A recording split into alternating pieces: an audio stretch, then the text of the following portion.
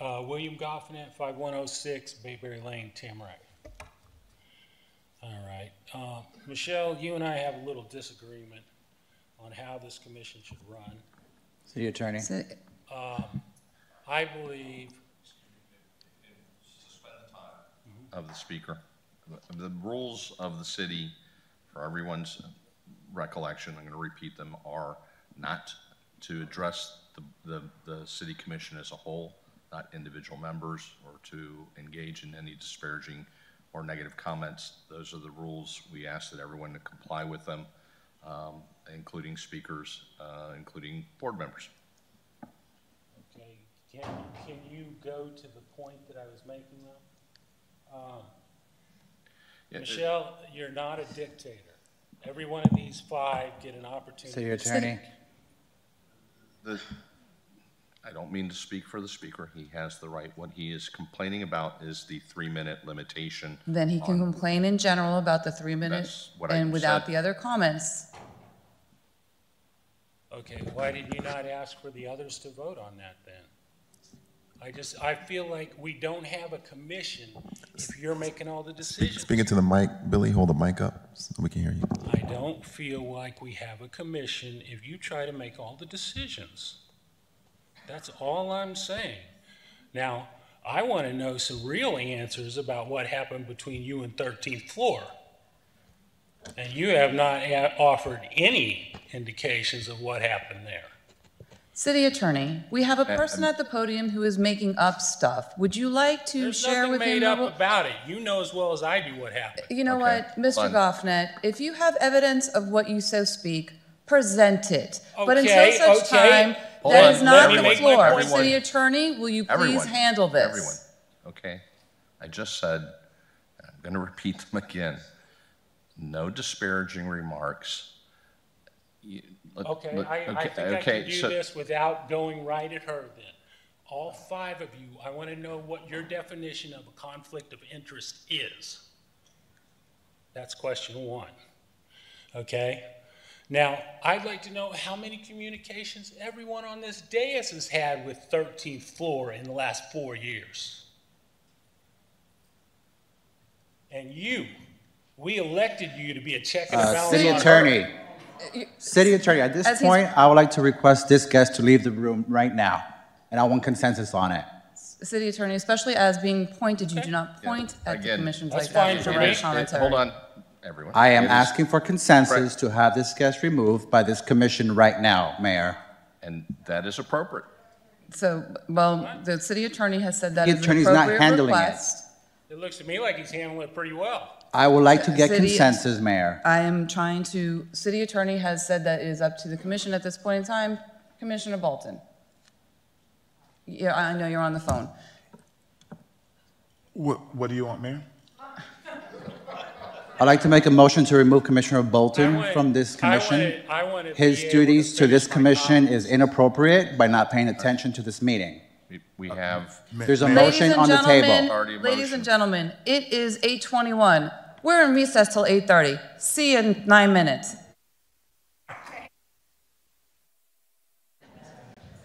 Ladies and gentlemen, there are people here who wish for us to get to their items so they can also go home. It is 8:32, and we are in public comments. If I have a consensus to have the guests be removed, and I also have a motion to remove Commissioner Bolton from this meeting. Okay, so Commissioner Villalobos has on the floor the first item requesting consensus to have Mr. Goffnet removed from finishing his comments. Commissioner Bolton. Mayor, I was looking up It's a simple yes or no. Mayor, point of order. We are in consensus I'm at this asking moment, for not a simple discussion. yes or no. The city attorney has already stated that this is the procedure, and therefore this is the procedure that is being conducted. Commissioner Bolton, yes or no? Mayor, while the question was being asked, I was searching Google for City attorney, question for you. in our rules, when the rules say we have a way to handle it, we're supposed to handle it that way, not the way that any one of us want to continue on our way. Parliamentarian, please advise.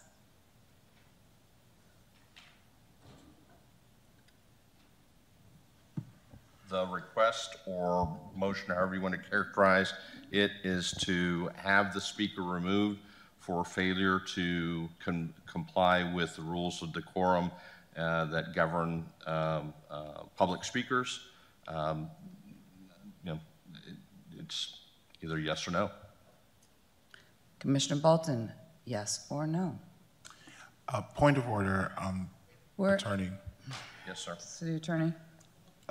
Referring to a case to a city to our north, which is what I was looking up on Google while the question was being asked the last time. I was distracted by the search.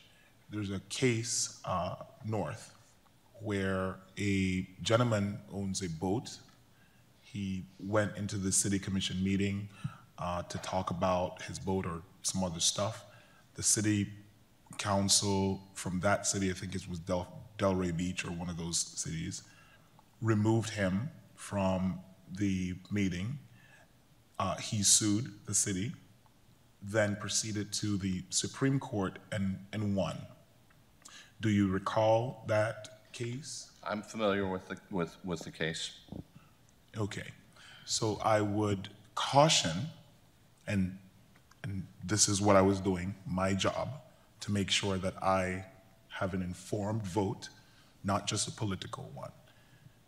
I would caution this commission to not remove Mr.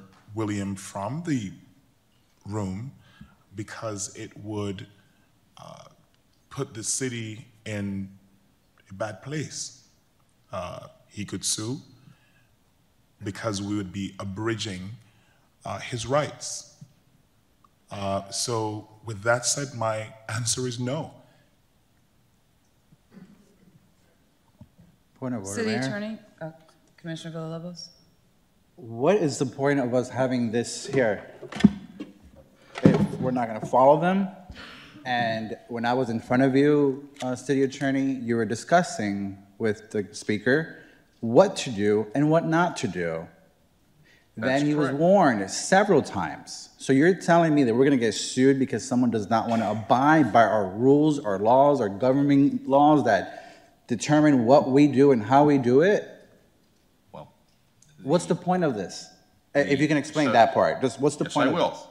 So the standard in your code for removal of a member of the public is in section 2-29 D5. Disruptive, belligerent, or abusive conduct by any member of the public is prohibited and shall not be permitted. The next section, subsection 6, goes on to say, any member of the public who violates this section may be instructed by the City Commission to remove himself or herself from the Commission chambers of the city. Upon his or her failure to do so, a member of the Broward Sheriff's Office shall eject the person from the Commission chambers upon instruction by the City Commission. So the question before you is whether or not a majority of this commission believes that the speaker has engaged in disruptive, belligerent, or abusive conduct warranting his removal. So therefore, by Commissioner Bolton's comment on a case that's irrelevant to us, by him voting no, he's failing his duty to follow these rules that are in our books.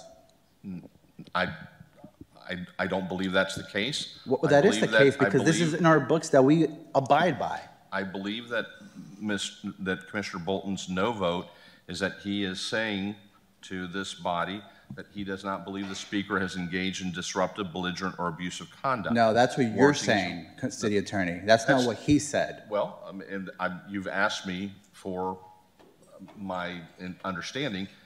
I was about to say that, but I will defer to Commissioner Bolton for if I've misstated what I believe he said and what he intended by what he said. Gentlemen, the question before us is about a specific person's behavior and whether or not he was following our code of conduct in our ordinances. The law that was put before us by another person on the dais is law, but deals with some other kind of topic, not the same topic or our rules. If Commissioner Bolton has decided to cast his no vote based on, for whatever reason he believes, that is his vote. So he can reach his decision, whether we agree with how he reaches his decision or not, on his own. That's his obligation to reach the decision based on the law. Commissioner Placa.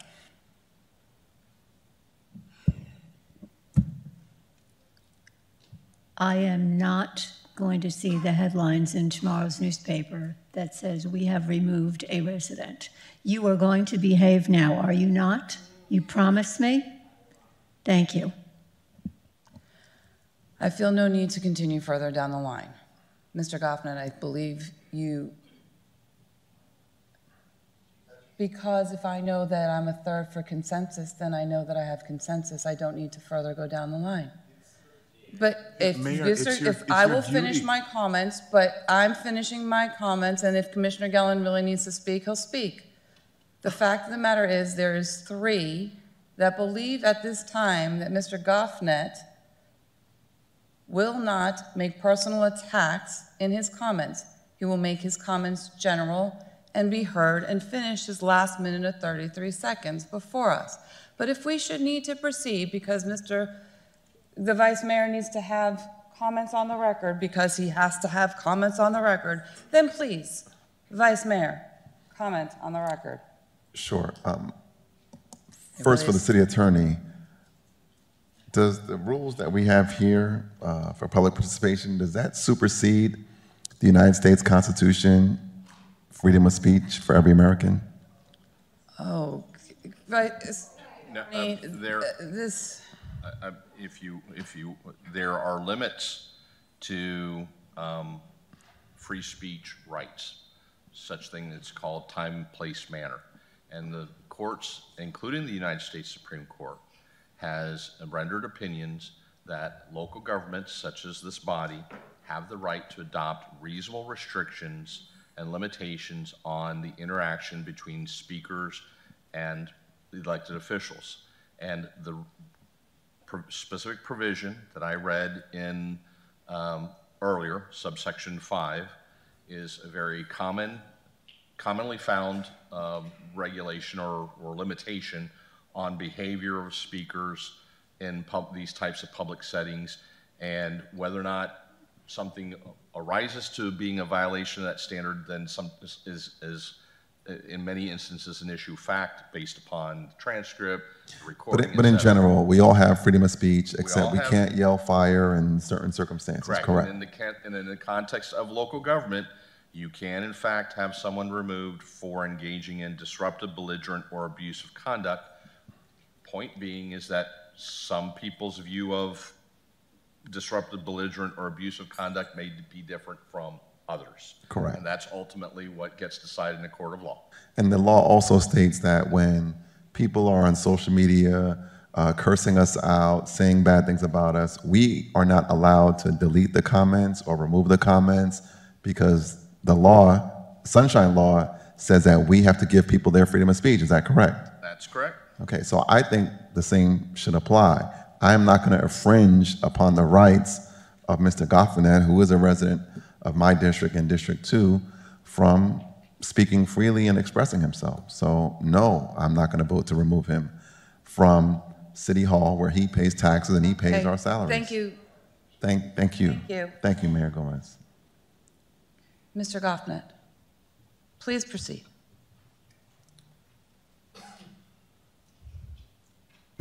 Now, I did ask the one question about a conflict of interest. The lawyer says it's already on the books. Of course it is. But I want to know from each one of you, and that's okay, right? I can ask them all the same question? True? Not being disruptive, you can move forward. Okay. So I want to know what all of you define as conflict of interest, okay? Now, one conflict of interest is financial, another is personal. Now, if you've got them both, you need to refrain from voting on that. Now, that's my opinion, okay? City lawyer may come up with something different, I don't know. He's been to law school, I haven't been to law school. I had 1 year law, but that 1 year law told me that if things don't look right, they're probably not. All I would ask is that as this whole election cycle goes on, okay, I would like to see everyone do their own business as opposed to people trying to play a role in other people's business. That works? Okay. Because there are 3 races going on here, and I personally don't believe somebody should be dabbling in all of them. Okay? Once again, I didn't name names, correct? Thank you, Mr. Goffman. Thank you. Have a nice evening. You too. Get home safely. Mr. Eugene? Mayor, there's a motion on the table.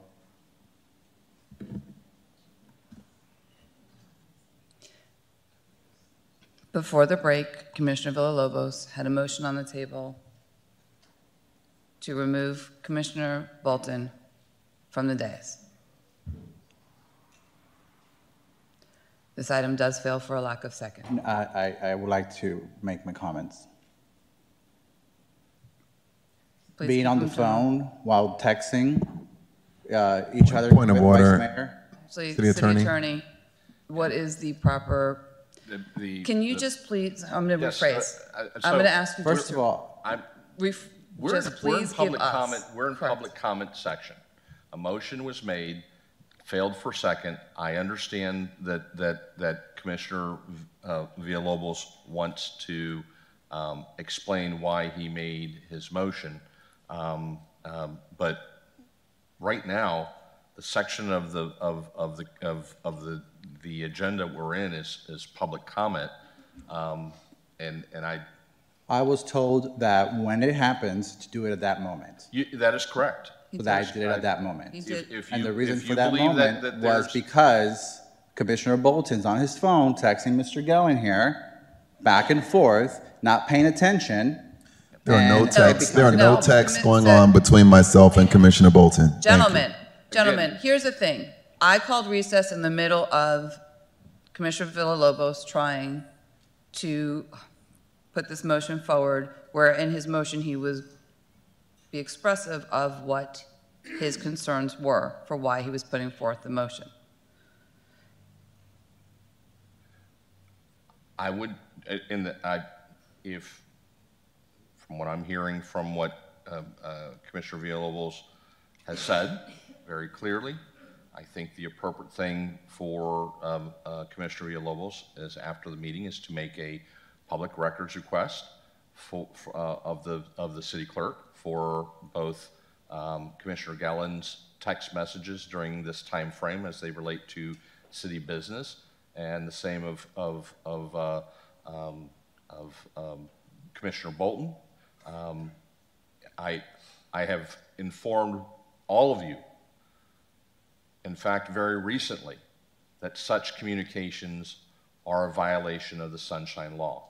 So if they match up, and there in fact are communications, that's a violation of the Sunshine Law. I would certainly suggest that if there is such evidence, that Commissioner Villalobos or any other person can immediately take that information to the state attorney's office and file a formal complaint.